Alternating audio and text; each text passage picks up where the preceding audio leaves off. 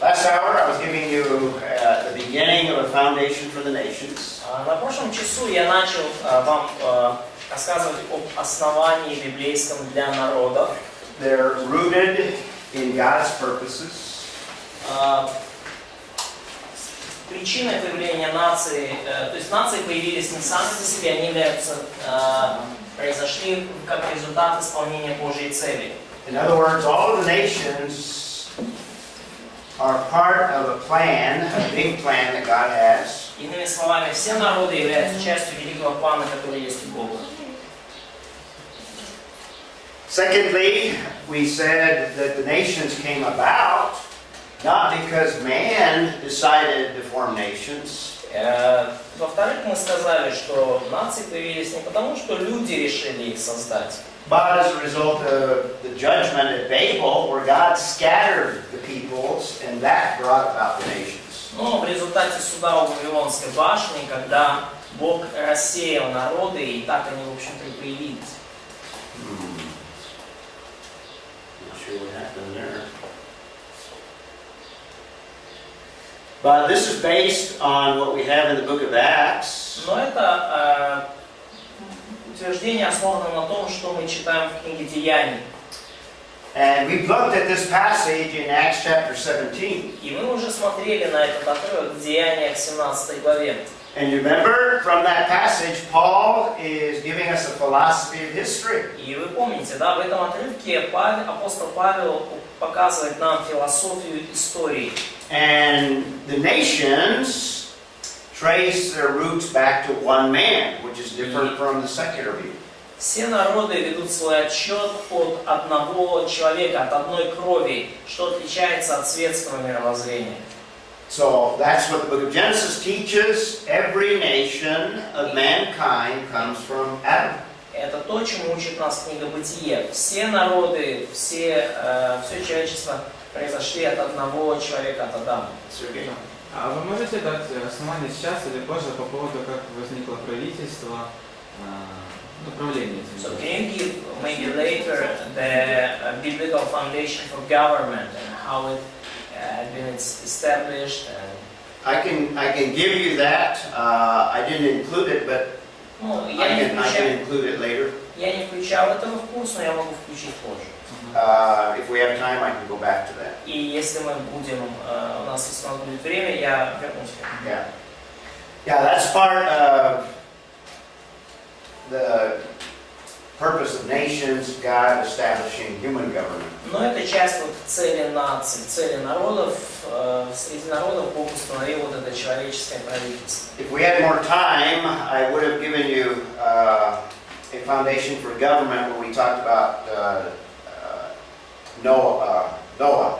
И если бы мы если было больше времени, я дал бы вам основания для правительства уже в связи с потопом, с Ноем. When we talked about Genesis chapter 9, that's the establishment of government, human government. Когда мы говорим о Бытие 9 главе, то там уже установлено земное человеческое правительство. But we spent so much time on the flood that I had to abbreviate some of the discussion.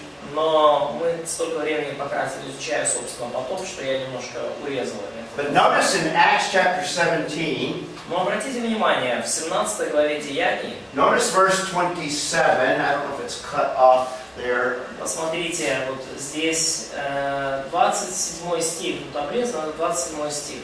But verse 27 in Paul's philosophy of history, Стих 27 в философии истории Павла, he gives a purpose for these nations. он указывает нам цель для этих народов. And ultimately, it is within every nation, God creates circumstances И в конечном итоге внутри каждого народа Бог создает обстоятельства, that men would have opportunity to seek Him. В которых у человека появляется возможность искать Его.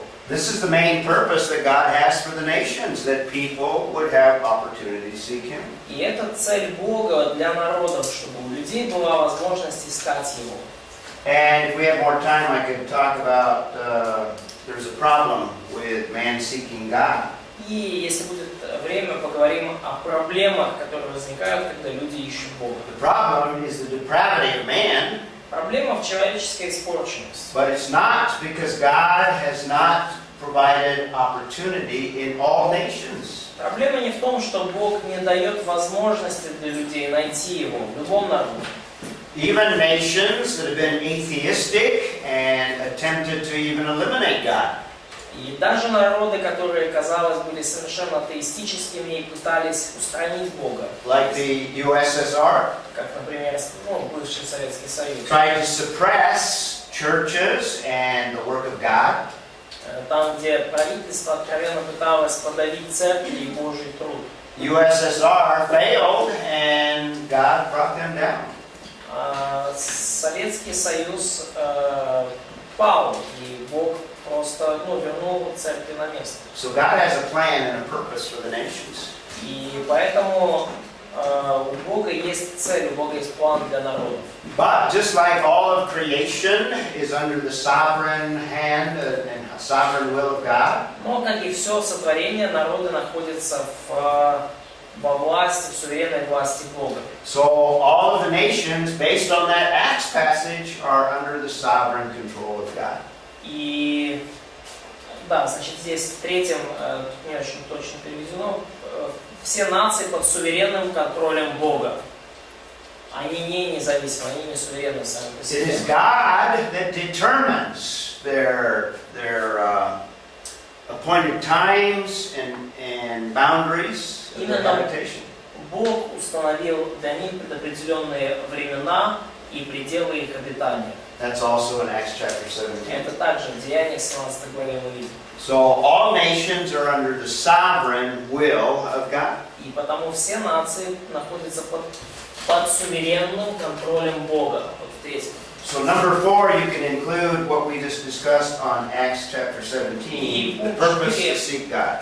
Вы можете дописать то, что мы уже обсуждали в пункте 2 и Деяния 17. Цель народов – искать Бога. Not that men would establish empires that are autonomous or independent of God.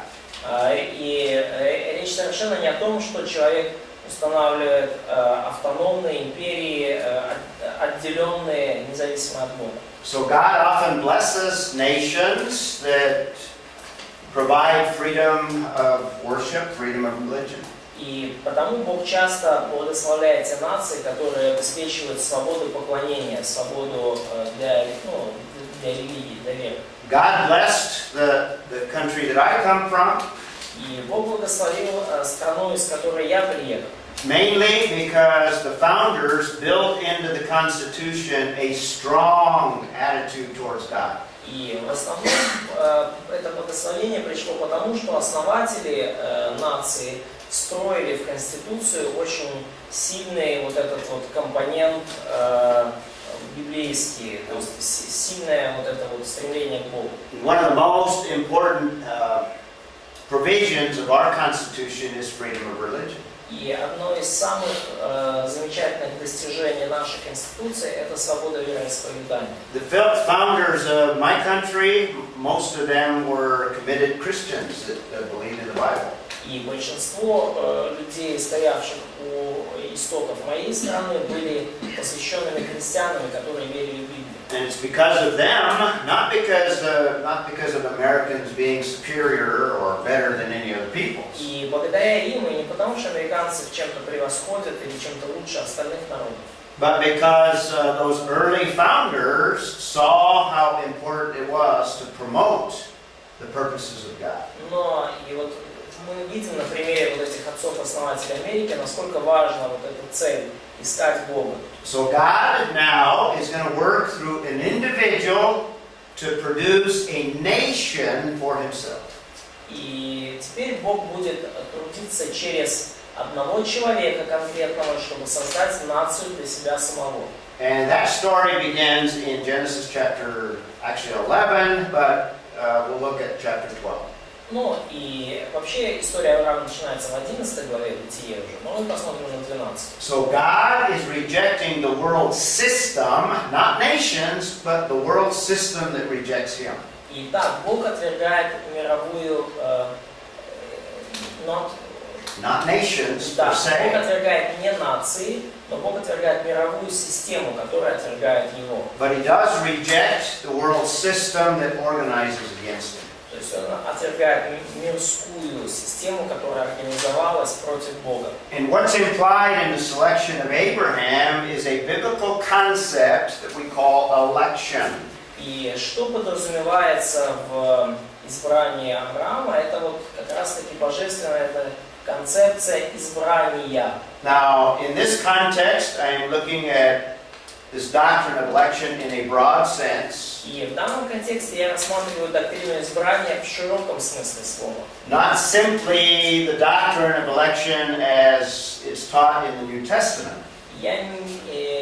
То есть это не просто та доктрина избрания, которую мы видим в Новом Завете. But in the sense that God always chooses to act or to work in history. Но в том смысле я подразумеваю избрание, что Бог всегда избирает трудиться в человеческой истории. And what we might say is that God is the one that initiates all things. И Бог это тот, кто является инициатором всего происходящего. You can say that God is the one that chose to even create a universe to begin with. И вы можете сказать, что Бог сам решил, избрал даже просто создать этот мир. We also saw, when we looked at the first sin of Adam and Eve, Мы также увидели, когда рассматривали первый грех Адама и Евы, God could have chosen to judge both of them and kill them instantly. что Бог мог решить избрать, что Бог мог решить просто осудить и уничтожить их прямо на месте, немедленно. But God chose to exercise grace or express grace. Но Бог решил проявить благодать. And he chose to begin the foundation for all of salvation. И Он решил начать основание для всякого спасения. Adam and Eve, they fled. Адам и Ева сбежали от Бога. They tried to solve the problem of evil on their own. Они пытались самостоятельно, своими усилиями решить проблему зла. But it was God that began the whole plan that would ultimately lead to the resolution of evil. Но именно Бог начал тот самый план, который в итоге приведет к решению проблемы зла. So now, when God is dealing with the world, He chooses one man. И теперь, когда Бог строит свои отношения с миром, Он избирает одного человека. Not necessarily because Abraham was better than all the Mesopotamians. Не обязательно потому, что Авраам был лучше других людей в Месопотамии.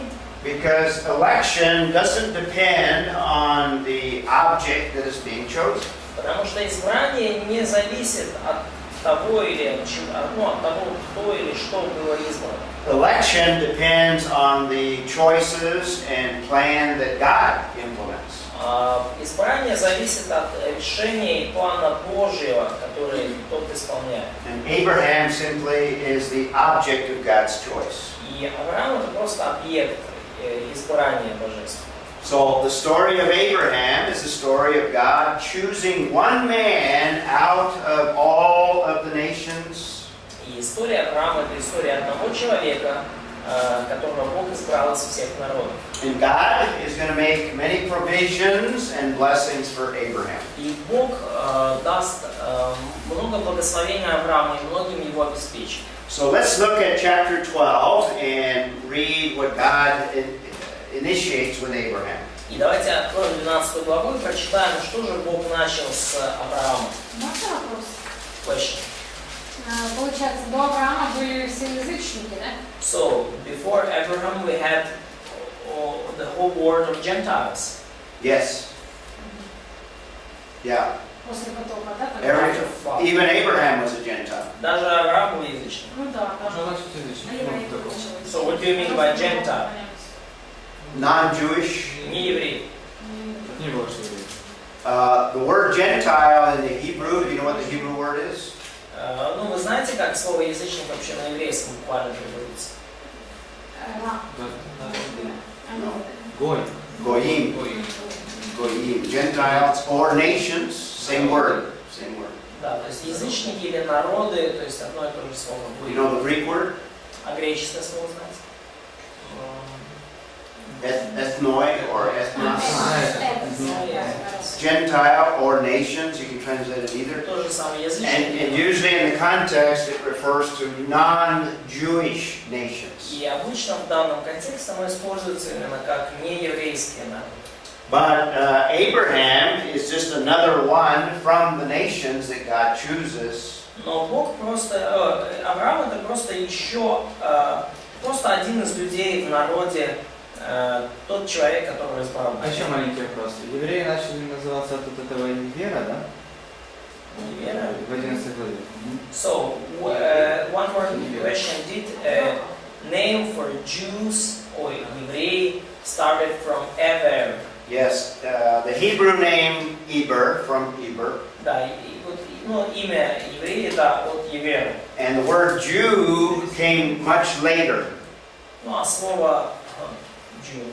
Ну, есть просто в английском два слова для обозначения еврея: Jew и Hebrew. In fact, the name Jew didn't arise till pretty much the end of Old Testament history. Ну да, и вот первое из них появилось сразу, как вот от имени Евера, а второе неизвестно вплоть до конца Ветхозаветной It's истории. mainly related to Judah, the tribe of Judah. И в основном это имя связано с именем колена Иудова. Okay. Иудеи, как мы говорим. Let's look at chapter 12 of the book of Genesis. Хорошо, давайте посмотрим на Бытие 12 главу. And as we always do, let's start with И Oksana. как мы обычно это делаем, начнем с Оксаны. Read verse 1. Прочитай, 12, 12, 12. І промовив Господь до Авраама: вийди зі своєї землі і від родини своєї, з дому батька свого до краю, який я тобі покажу. Okay, so God is speaking to Abraham. Итак, Бог говорит Аврааму. Now, when did God speak these words to Abraham? И когда Бог сказал эти слова Аврааму, What does verse 1 indicate to us? что показывает нам стих 1? Where was Abraham when God spoke these words? Где был Авраам, когда Бог произнес эти слова? In Mesopotamia, in his father's house. Yeah, he was Ur of the Chaldees. Он был в Уре Халдейском.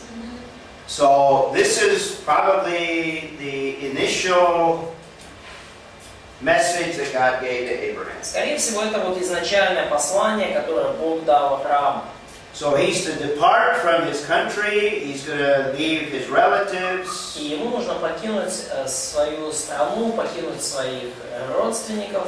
His country is the Chaldean country or the Mesopotamian country. Его страна это халдейская страна или Месопотамия. All his relatives are Mesopotamians. Все его родственники тоже месопотамцы. And he will even depart from his father's house after they move to Haran.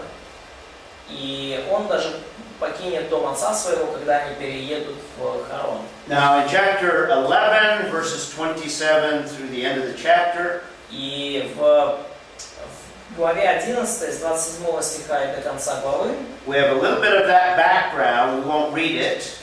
у нас описано немножко, скажем так, исторический фон, прошлое родителей Авраама. But it mentions his father Terah, and it also mentions Ur of the Chaldees in verse 28.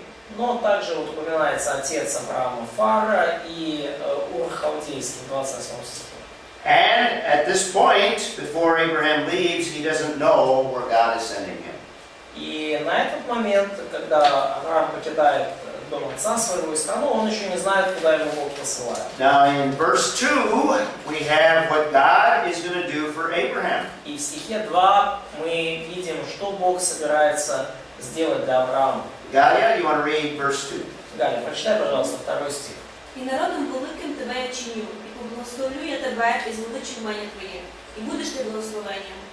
Okay, so God makes tremendous promises to Abraham here. Итак, Бог дает Аврааму потрясающее обетование.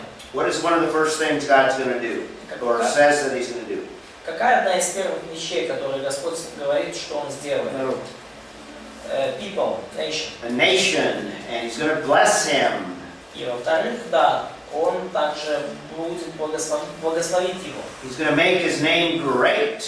что Он Его имя возвеличит. And even to this day, Abraham is honored by three major religions. И даже до сего дня Авраама почитают три основные религии мира.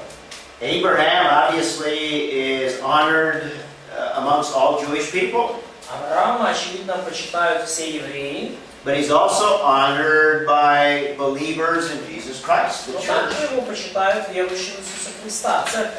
In fact, the New Testament, Paul uses Abraham as an example on several occasions. И даже мы видим в Новом Завете, апостол Павел использует Авраама как пример в нескольких случаях. So his name is great. Его имя действительно возвеличено. And not only Paul, but some of the other writers in the New Testament as well. И не только Павлом, но и другими авторами Нового Завета.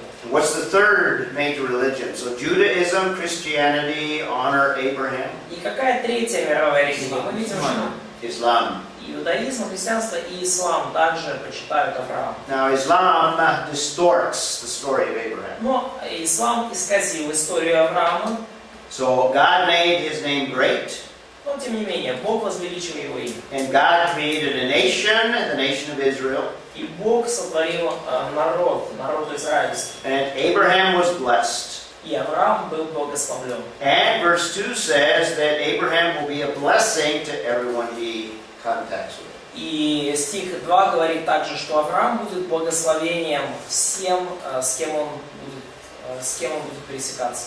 Katya, do you want to read verse 3? Прочитай, пожалуйста, Катя, 3 стих. Я благословлю благословляющих тебя, и злословящих тебя прокляну, и благословятся в тебе все племена земные. Okay, verse 3 is a summary of what God is going to do for the rest of world history. Стих 3 суммирует все то, что Бог будет делать далее на протяжении мировой истории. So when you look at all of world history, you need to look at it from the perspective of verse 3.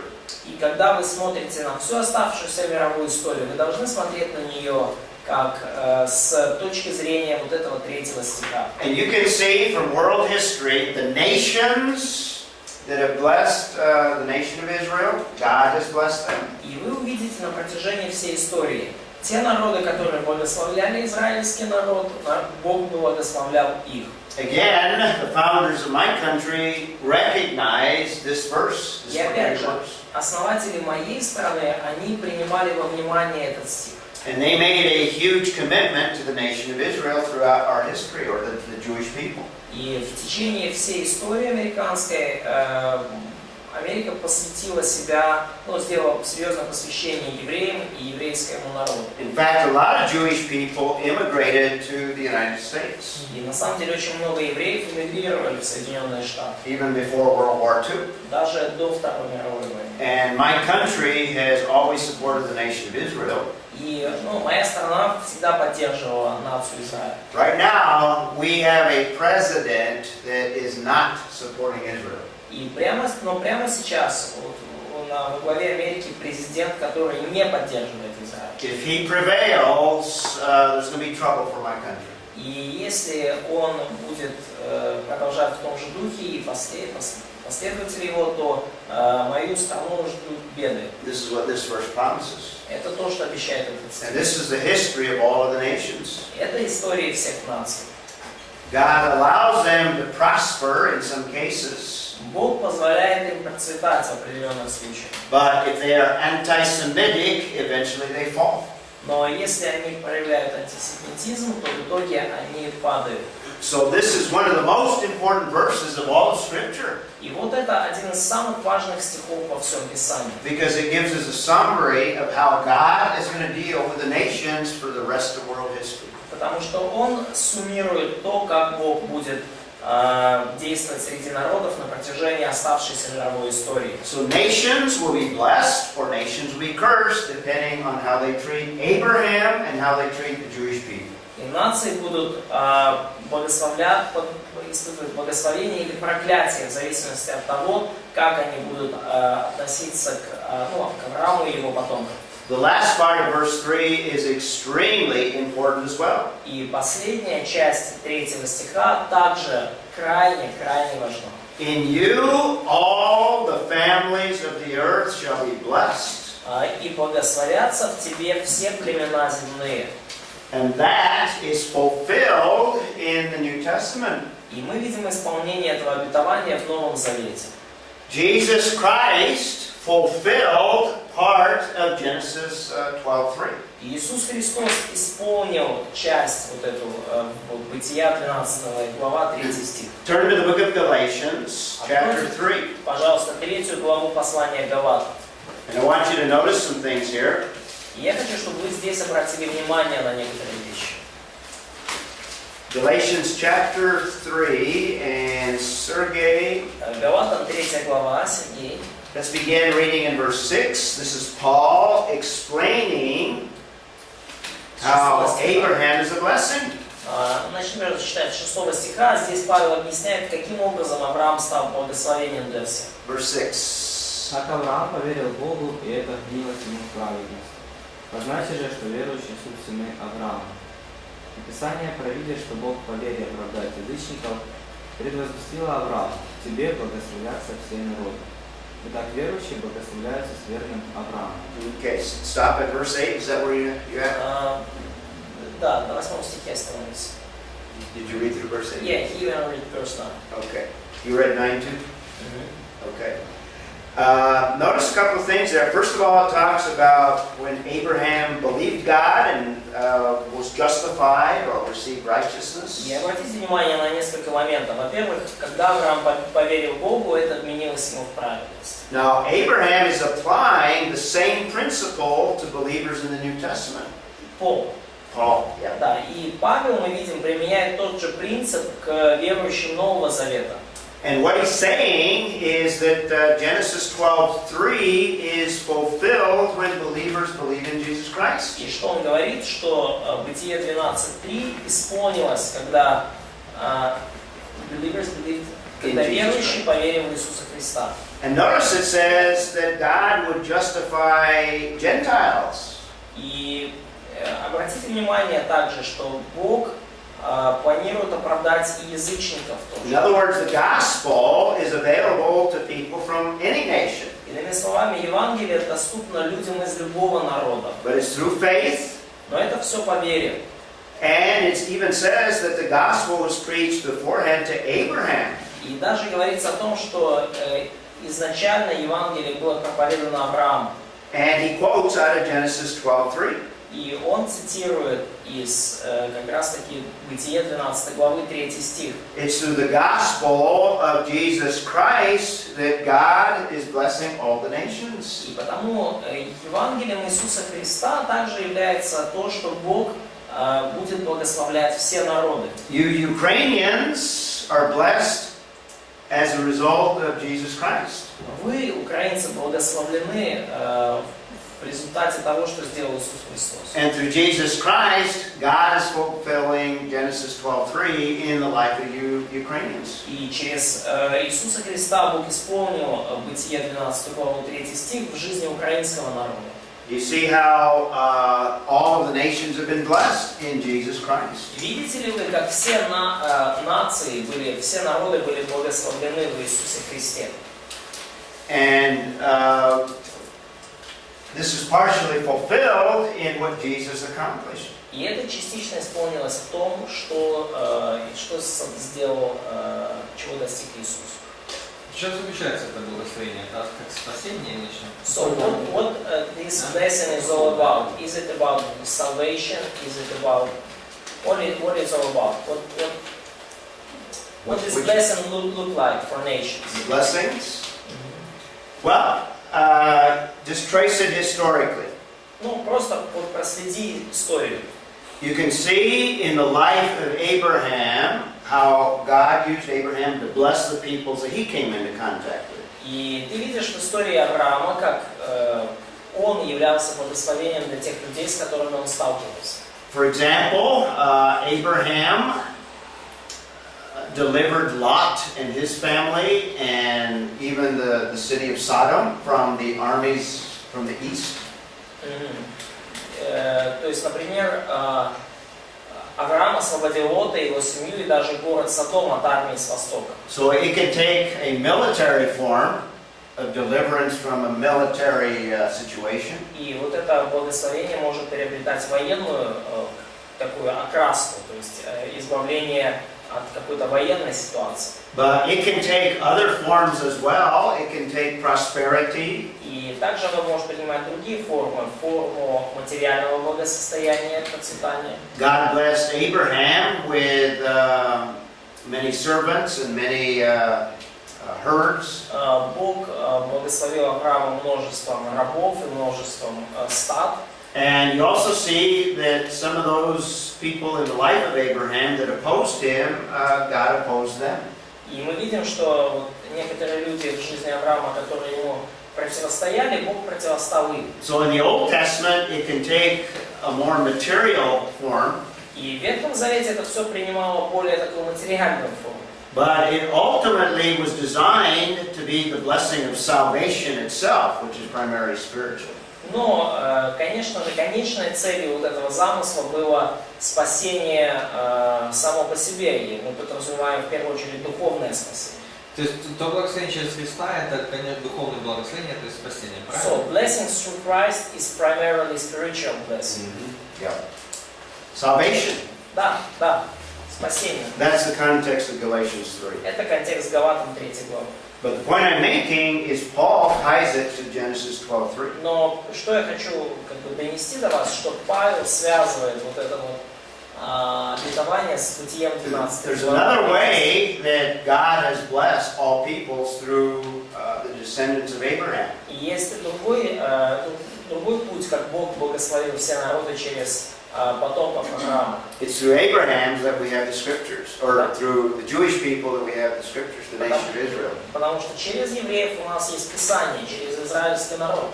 And this has been a blessing to all peoples. И вот эта книга была благословением действительно для всех народов. So there's two major ways. Ну вот это два основных способа, как Бог Now, what we благословил. have in chapter 12, God makes provisions, first of all, for Abraham.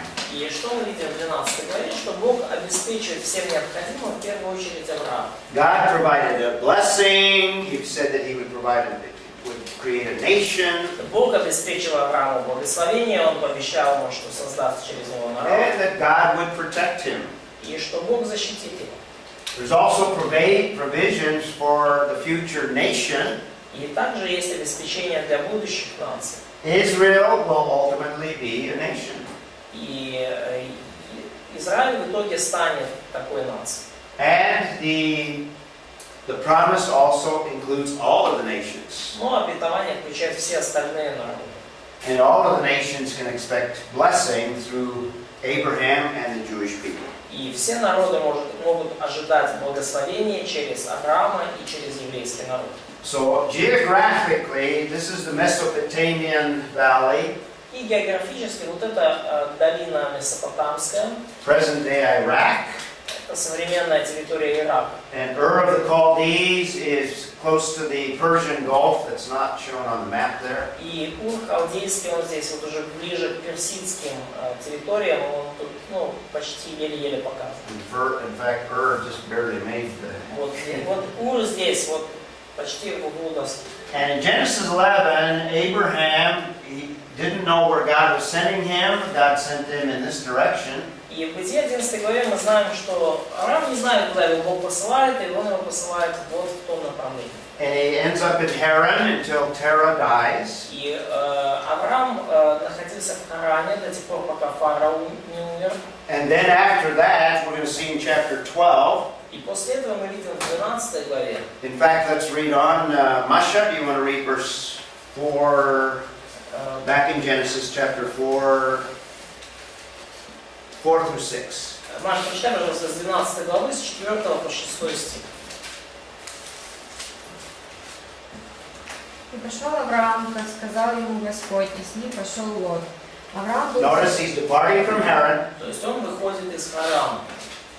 Авраам был 75 лет, когда вышел из Харана. И взял Авраам с собой старую жену свою, Лота, сына брата своего, и все имение, которое они приобрели, и всех людей, которые они имели в Харане. Мы вышли, чтобы идти в землю ханаанскую, и пришли в землю ханаанскую. И прошел Авраам по земле сей до места Сихема, до Дубравы моря. Этой земле тогда жили хананеи. Okay, notice at the end of verse 6, What's the last reference there? Внимание, в конце 6 стиха какая тут последняя ссылка? Canaanites. Canaanites. Canaanites. Who are the Canaanites? Well, we know who the Canaanites from Genesis, the end of chapter 9 and chapter 10 in Genesis. Ну, мы знаем, кто такие хананеи из там, конца 9 главы, начала 10 главы. So Где они жили, тоже he знаем. leaves Haran, and in verse 6 he ends up in Shechem in the land of Israel. То есть он покидает Харан, и 6 стих, вот он в Сихеме, вот в земле уже. And Shechem is about in the center of the land of Israel. Ну и Шехем это где-то как раз центр земли Израиля. Получается, из Месопотамии Авраам вышел, когда ему было, может быть, 70 или 60. So probably Abraham left Mesopotamia when he was 60 or maybe 70.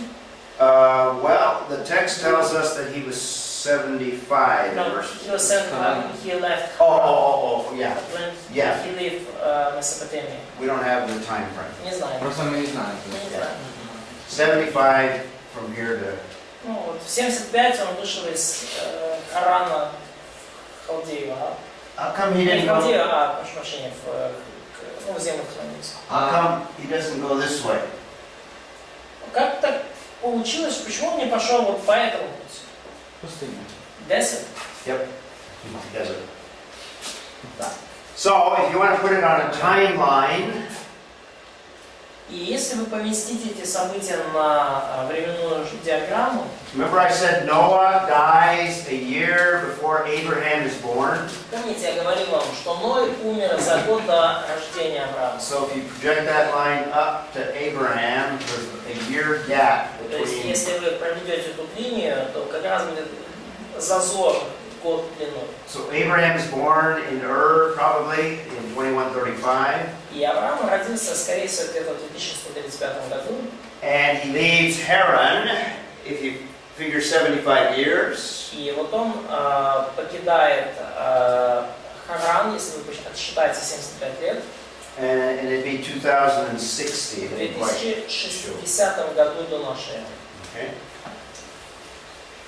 And just a larger map here. Here's the Dead Sea. See, Galilee is off the map. Крупненная карта, вы видите вот здесь Мертвое море, Галилея, там на карте ее нету, она выше. Shechem, about in the middle of the country. Шехем это где-то он в середине страны. In later history, there would be Jerusalem down lower, Bethlehem, Jerusalem. Ну, чуть позже центром страны станет Иерусалим, он тут пониже. And to give you a feel what it looks like, these are photographs of present-day Shechem. Ну, вот чтобы вы прочувствовали, как оно выглядело, вот фотографии нынешнего Сихема. Shechem would have been in this area. Шехем он был вот где-то вот в этой области. And we have Mount Ebal and in the background there. И мы видим вот тут на заднем плане гора Эваль. And this would be Mount Gerizim. И вот эта гора Харазим. Shechem is in the middle between the two. И Шехем он посередине между ними. Looking in the other direction, there's Mount Ebal, and this would be Shechem. И посмотрим с другой стороны, вот тоже эта гора Эваль, и вот здесь Сихем под ним. Now, I was able to visit Shechem long time ago, before you guys were born, I think. Ну, у меня была возможность посетить Сихем еще давно-давно, вы еще, наверное, не родились. But it's difficult to visit today because it's in the West Bank and Arabs control that area. Но теперь уже трудно посетить это место, потому что это на западном берегу реки Иордан, и арабы контролируют. But in Shechem, there's an archaeological site that they believe dates way back, Но the Old Testament в time. Сихеме есть археологическая раскопка, которая, как верят ученые, она относится именно к ветхозаветным временам. So we have Abraham leaving or arriving in the land of Canaan in 2060.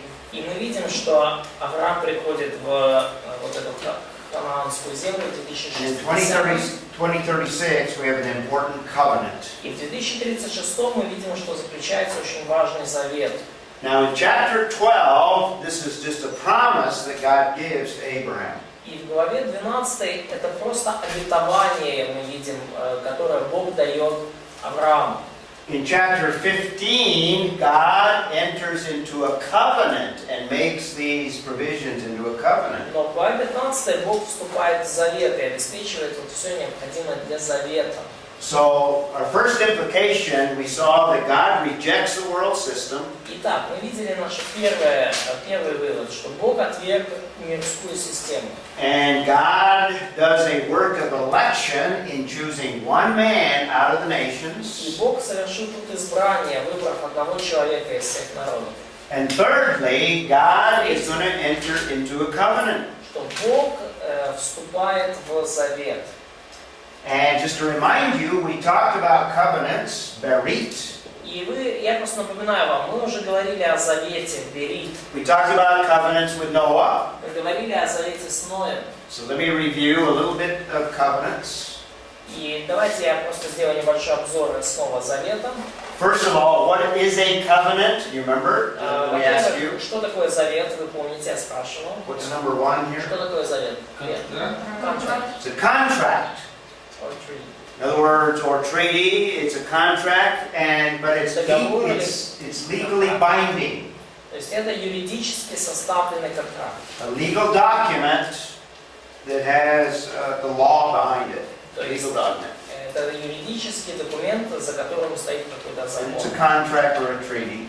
Это соглашение или пакт или договор. And the main feature is that it specifies the behavior that is to take place as a result of the covenant. И главная особенность договора в том, что он предписывает определенное поведение сторонам, которые его заключили. Now let me give you some background on covenants, just to reinforce what we've already talked about. These are very important. Небольшое, скажем так, снова повторение того, что мы уже говорили, просто понимание того, что такое контракт. First of all, throughout Scripture, there are covenants that are made between men. Во-первых, в течение всего Писания мы видим заветы, которые заключаются между людьми. In fact, very quickly, let's look some of these up. Заветы. Очень быстро рассмотрим некоторые из них. Vitaly, Genesis 21:27. Итак, давай Бытие 21-27 прочитаем. Oksana, look up Malachi 2:14. Малахия 2:14. Malachi 2:14. Малахия 2:14. Galia, Joshua 9:7. Галя, Иисус Навин 9:7.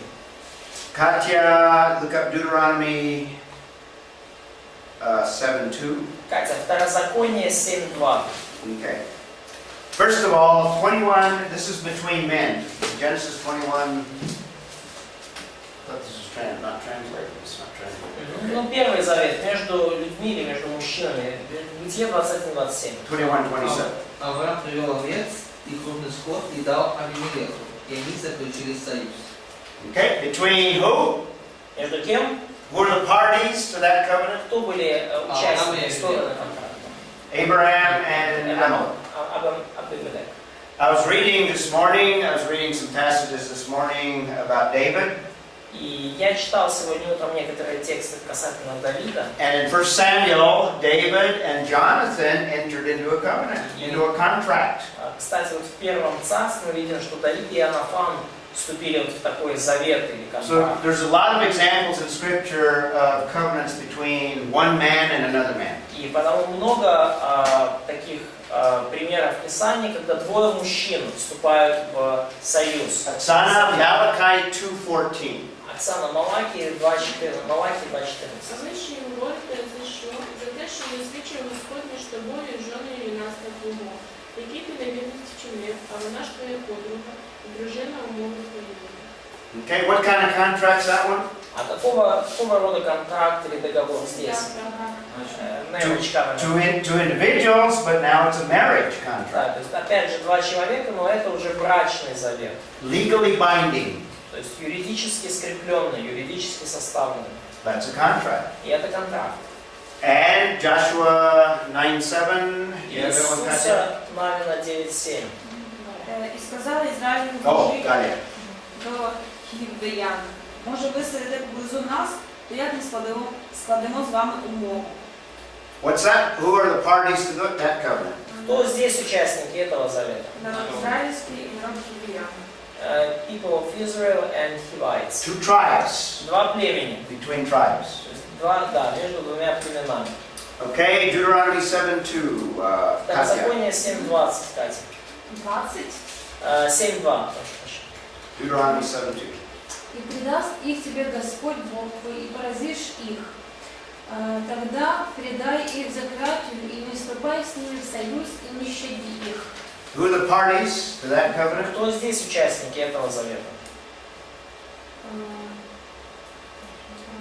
More than tribes. Это уже более чем народы. Более чем, я прошу прощения, более чем племена. Все Nations. Уже народы. Two nations. То есть там Иисус устанавливает между племенами, а в Второзаконии между нациями, народами. And by the way, there's other examples of other tribes, there's other examples of nations. Ну и, конечно же, есть другие примеры заветов между племенами и заветов между народами. Now, when we come to the Noahic covenant and now the Abrahamic covenant, И вот, когда мы уже рассматривали Ноев завет, и вот завет с Авраамом. we have God entering into a covenant with men. И это два таких завета, примеры завета Бога с человеком. Or it's a contract that God enters into with man that is legally binding. То есть это контракт, в который Бог вступает с человеком, который юридически оформленный и юридически составленный. We've seen the contract with Noah and now with Abraham. Мы видели контракт, завет с Ноем, и теперь мы видим контракт с Авраамом. Later, we'll look at a Mosaic contract. И позже мы увидим Моисеев завет. There's also a Palestinian, a Davidic, and a New Covenant. Также палестинский завет, Давидов завет и Новый завет. А можно назад, пожалуйста, 5 секунд? Can you turn back? И вопрос насчет Второзакония 7.2. Там же наоборот сказано, не вступайте в завет. So, the question is about Deuteronomy 7:2. It's written, not make no treaty with them. It's berit. Да, но там то же самое слово берит еврейское. Yeah, it's contract or covenant. То есть контракт, завет. Okay, God doesn't need to enter into covenant. Remember we talked about this. I'm going to go over this quickly. И мы уже проходили через это. Богу не обязательно вступать в завет. But He does choose to make covenants. Но Он выбрал заключать такие заветы, и Он решил это делать. And in Scripture they have a very unique significance to history. И для истории это имеет очень уникальное, особенное значение. Because what they are doing is they are specifying how God is going to work in history. Потому что эти заветы детализируют, подробно показывают, как Бог будет трудиться в истории. And you can look at history to see whether God fulfilled His covenant or not. И вы можете всегда посмотреть на историю и увидеть, исполнил ли Бог свой завет, обещанное или нет. And history demonstrates that God is always faithful to His covenant. И история показывает, что Бог всегда верен своему завету. And we also see a measure of whether man is faithful to the covenants that he is responsible for. И также мы видим в завете значительную роль человека. Он также ответственен за свою часть. And the main one that man is responsible for is the Mosaic covenant. И основной main covenant. И основной Mosaic. завет, где человеку надо было проявить свою ответственность, это Моисеев завет. And history demonstrates that Israel continually fails to keep their part of the covenant. И история показывает, что Израиль постоянно терпел неудачу в том, чтобы соблюдать этот завет. So let's look at chapter 15. И давайте посмотрим на 15 главу Бытия. And in chapter 15, where did we leave off? Katya, you read last Так, night. на ком мы остановились? Кто читает Бытие 15? Sergey, read 15:1 and 2. Прочитай, пожалуйста, 1 и 2 стих 15 главы Бытия. После этих происшествий было слово Господа к Аврааму в видении ночью. И сказано: «Не бойся, Авраам, я твой щит, награда твоя весьма велика». Авраам сказал: «Владыка Господи, что ты дашь мне? Я остаюсь бездетным, распорядитель в доме моем, это Елизер из Дамаска. Okay, in verse 2, Abraham doesn't have any children. В стихе 2 мы видим, что у Авраама нету вообще детей. God promised that he would make a great nation through him, Бог пообещал ему, что произведет от него великий народ, and that he would have descendants. и что у него будут потомки. So he's wondering, well, maybe, since I don't have any children, maybe Eliezer will be the heir of his estate. И Авраам так уже прикидывает, что, может быть, поскольку у меня нет детей, то тогда уже Елизер станет главой все, что у меня в доме. So God takes him outside. Look at, let's skip to verse 5.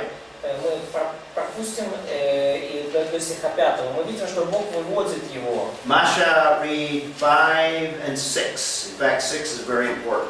Маш, прочитай, пожалуйста, 5 и 6 стих. 6 очень важен. Actually, 5 through 7. 5 и 7.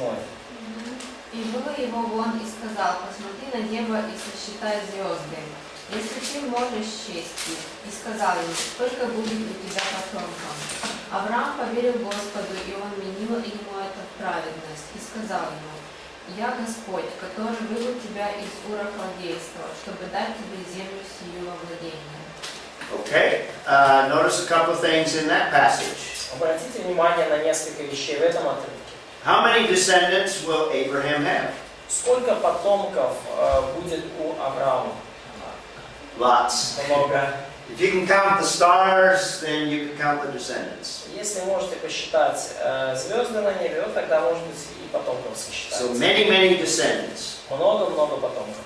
And Abraham believed God, and this is a passage that Paul quotes in Romans chapter 4. И вот это отрывок, который Павел цитирует в Римлянам 4 главе, поверил Авраам Богу, и это вменилось ему в In праведность. fact, he refers to it in the Galatians 3 passage we read. И, кстати, он опять же связывает этот отрывок, указывает на этот отрывок в Галатах 3 главе. So God is promising many descendants. Итак, Бог пообещал Аврааму много потомков. What else is he promising in verse 7? Что еще он пообещал в 7 стихе?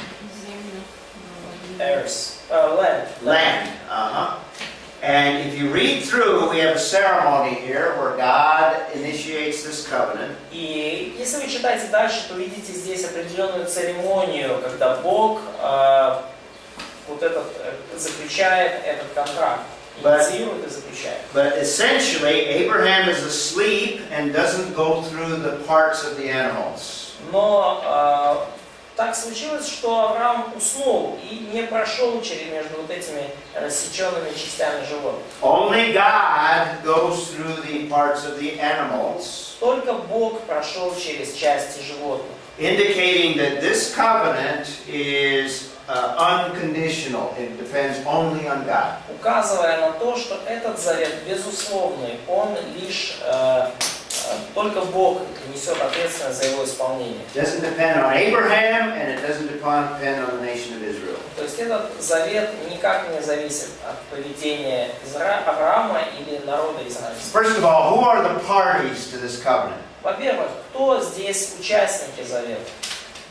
Бог и Авраам. God and Abraham, God God and and Abraham. Бог и Авраам. Okay. And later on, we'll see clearly that it extends to descendants. И чуть позже мы увидим, что завет распространяется также на его потомков. And we've already looked at two stipulations. What are those two И мы уже stipulations? увидели два условия. Какие они? Два условия контракта. Two of them are given. Два условия контракта даны. Может, это не условие, может быть, это... Безусловно. So the contract seemed to be unconditional. Yes, it's unconditional. Ну, может, Yes. это не условие, но это... Ну, скажем так, параметры договора. Или, Управляемые. Две стороны договариваются. What are the two stipulations? Two of them already. because the word stipulations and condition in Russian is the same, so Condition? No, not conditions. Видишь, это... Provisions of the covenant. хорошо, какие, Yeah. но что со стороны Бога, что Он пообещал? Вот давайте так. Благословение. Blessing, Not in this context, but that's true. That's ну, не в correct. этом контексте, но да, это Детей, верно. землю.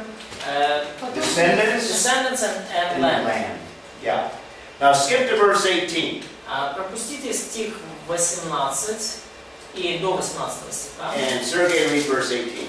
Прочитай, пожалуйста, Сергей, 18 стих. В этот день заключил Господь завет с Авраамом, сказал: потомству твоему даю я землю эту от реки Египетской до великой реки Ефрат. Okay, notice Berit, verse 18. Вот обратите внимание на основу, это слово «берит» в So 18. everything that we looked at in chapter 15, God entered into a Berit, or a covenant. То есть, in chapter 18, or 15 rather. да, все, что мы вот читаем в 15 главе, насчет этого Бог заключил с Авраамом завет. And verse 18 is very specific in giving us the extent of the land. И стих 18 очень конкретный, и он дает нам конкретную протяженность этой земли. So, from chapter 15, descendants or a seed, the seed, Из descendants. 15 главы мы видим семя или потомков, как обещание Авраама. There are three major stipulations. They involve descendants or seed. И есть три основных, не условия, а как обещания со стороны Бога. And the land of Israel. Это семя, это земля Израилева. And Three? yeah, this is two. We'll get a third one. Да, а сейчас это два, и третья сейчас будет. And the land, it says, from the river of Egypt, which some believe is the Nile, but there's another river here of Egypt, so it could be to this point here. Но и земля эта простирается от реки Египетской. Некоторые говорят, что это Нил, некоторые говорят, что там река, чуть-чуть дальше от Нила, ближе к Израилю. All the way to the Euphrates. И до реки Ефрат.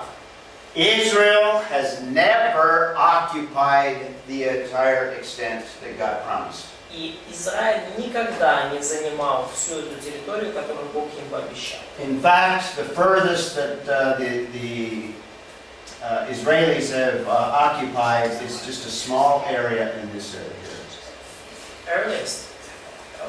No, it's the earliest territory, yeah? Or Not earliest, current. greatest. Да, то есть даже самая большая их территория простиралась где-то в этом районе. Yeah, in the days of Solomon, it went up to something like that. Во дни Соломона, да, в самый их расцвет, они вот где-то столько территорий But занимали. it's never gone all the way to the Euphrates. Но никогда до Ефрата не доходили. This is a covenant that God is going to fulfill. И это завет, который Бог исполнит. And I believe that when Messiah И returns, я верю, что когда Мессия вернется, Israel will be in the land to the full extent of the covenant. то Израиль займет всю положенную им территорию согласно этому завету. That's one of the future aspects that are yet not fulfilled. Это один из тех будущих аспектов, которые пока еще не исполнены. So the three components is descendants that will end in a nation, И так, три компонента. Это семя, потомки, the land that is specified in chapter 15, и земля, которая конкретно указана в главе 15, and the blessing that will bless all of the nations. и благословение, что Авраам будет, и его потомки будут благословением для всех народов. And we saw from Galatians, part of that is fulfilled in Christ. И мы увидели уже из послания Галатам, что часть этого благословение исполнилось в Иисусе Христе. But it has not yet totally been fulfilled and will not be fulfilled until the future. Но все же полностью это обетование еще не исполнилось и не будет исполнено вплоть до будущего. Слово соглашение там, а не условие. Может быть. So those are the stipulations or provisions of the covenant. Условия, я бы сказал, со стороны Бога. То есть обещания, да. And it is unconditional based on chapter 15, also that passage we didn't have time to look at. И также мы видим, что этот завет, он безусловный. We'll see from chapter 17 that the sign of the covenant is circumcision. И мы видим, что в 17 главе, что знаком этого завета было обрезание. So let's take a lunch break at this point. И давайте на этой радостной ноте отправимся на